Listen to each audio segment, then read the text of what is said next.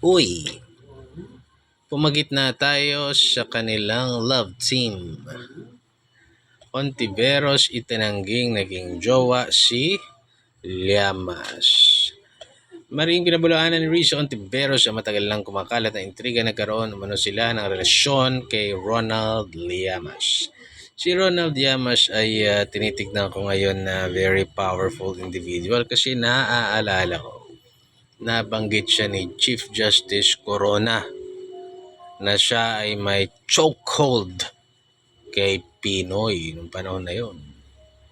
At ngayon nagbabalik na naman siya. I think this is a silent power na may kinalaman sa mga kaguluhan ng ating bayan. Di ba yung mukha na yan talagang...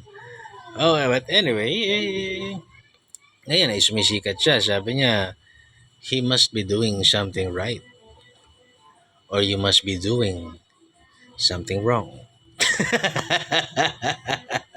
Anyway, God bless you.